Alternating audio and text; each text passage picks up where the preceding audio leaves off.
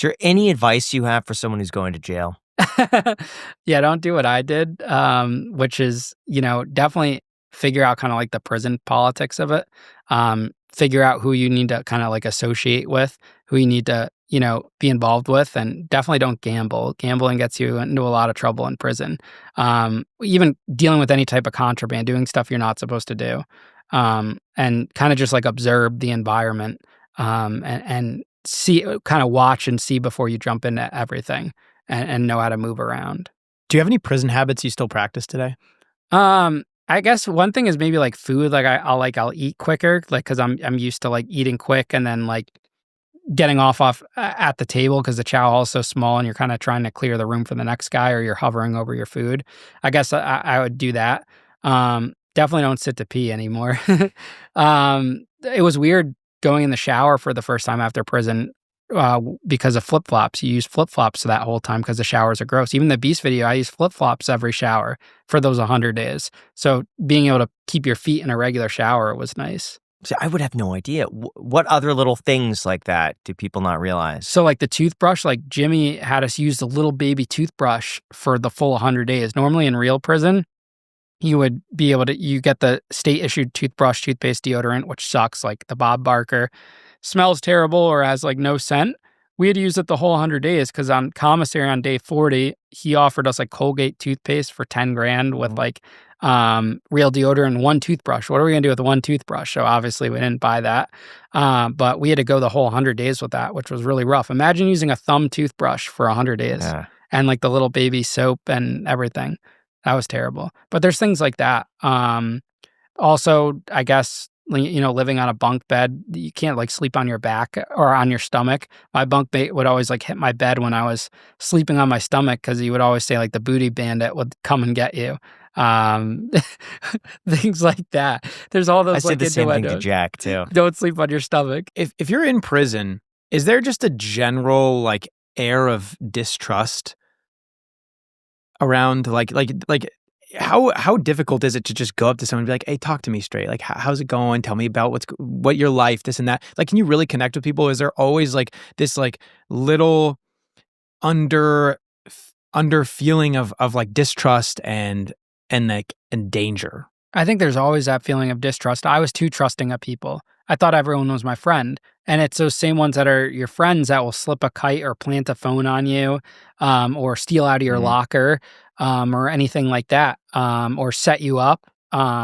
There's obviously a few genuine ones. I think those are the ones you keep the friendships with the years later, like I've been able to. But the majority of people are just trained not to trust anyone. Can't blame them for that, It's a lot of snakes in prison. There's a lot of scumbags. You see that with like these jailhouse lawyers, just everything, everyone's out for themselves. And I guess in an environment like that, you kind of have to be.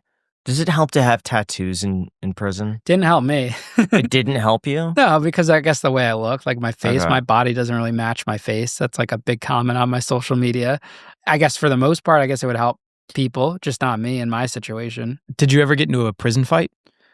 Just that time I got slapped. I didn't really fight back. And I got cornered like a couple months later by a bunch of like the New York car guys because of that whole drama. Because I had hired one of the guys in their car to do the protection over me, and that caused drama and like prison politic type stuff.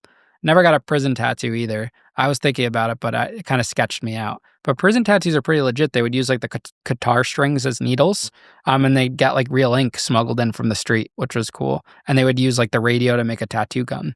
That's safe? These people sound smart. What's stopping these people from going out and having like productive careers where they're an entrepreneur or they're making money, like once they get out? Is it just like this culture is just instilled in them to like, don't trust people, steal from people or whatever it is? These guys are so smart. I mean, you see a lot of these guys making hooch, this thing called white lightning, which is like distilled honey or whatever into like vodka. They would do all of these things and make thousands of dollars in there and send it. A lot of the Mexican people will send it home to their families. They'll do so well. And then when they get out, they just can't convert that into anything. A lot of the drug dealers I interview, like they're super successful, build like these empires, I guess you could say, go to prison, and then they just can't figure it out after.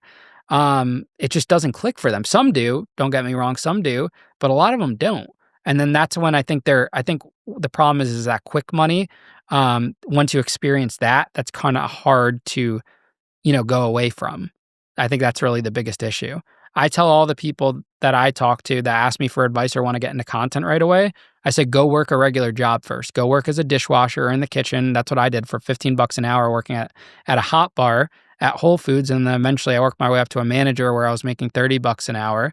But I was able to rebuild my life, build my credit, get a dog, get an apartment, get a car, do all of these things just off of a normal job and be a contributing member to society. And that was a very humbling experience. I think if I got out and if I got cast in the Beast video the first week I got out or started making money on social media, my attitude would be completely different. Was there anyone you met in prison who was innocent?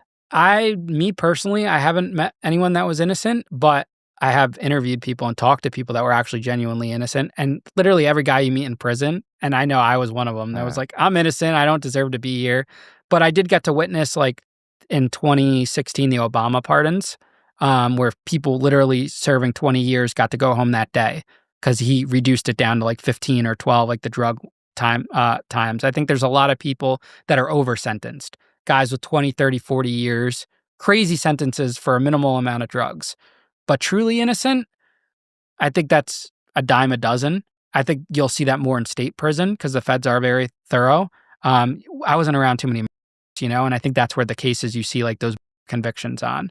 But I would say all the fraud guys, I'm innocent, it didn't go down this way or that. And when you read about them, when you get out, I don't know, it kind of makes sense, But I get their perspective too. Like I was one of them. And for the longest time, my whole thing was like, I didn't have the intent to do it, but I still did it. And people still lost money because of it. So it doesn't, just because I didn't have the criminal intent doesn't mean it wasn't wrong and became a crime in that. Because even if a crime's accidental, it doesn't take away from the fact that it's still a crime and you broke the law. So that was one thing I learned from that. Do you think there's any better system than prison? Like maybe like a home sort of stay, like what do they call it? I think I've talked to a lot of people that were like in the state system has really good work release programs where you're working. That's how it should be. Like if I spent those 3 years working, paying a piece of it to restitution and a piece to like maybe the government, like for the funding of the monitoring or something. But it really should just, most people I feel like could be house arrest, good monitoring type system, like a GPS type thing, and just work a job, monitor communications. There's got to be something with AI that could be even better at this. But the prison thing doesn't make any sense. For the really violent offenders, yes. But for the average amount of people, no, it doesn't make sense at all. That's why camps are the most pointless thing ever. I mean, granted, they are closing down a lot of camps right now. I know Trump's doing that, but the camps are so silly. Imagine spending 10 years in a adult day camp where you're just spending your time playing sports, doing bocce ball, and I don't know, just like living the life, I guess, but you owe $50 million to investors. It just doesn't make sense. Yeah. So it's more practical to have that person just work and see, I think they should be in those cases working. All the money gets funneled into like a federal owned bank account. Money gets taken out from there automatically and they pay you like a wage. Yeah, and you see a lot of, I speak in a lot of like these men sober houses and stuff, and some county jails that have these programs, which are great, where guys are on a work release program, they get to work, they also get to pay some expenses to the facility, but they also have money to give their kids Christmas presents or birthday presents or actually account for their money and have a card to like order stuff, but it's still structured. That's how I feel like it should be. Yeah. I would have much rather worked those years, that it just makes way more sense. But the current system doesn't really make sense at all.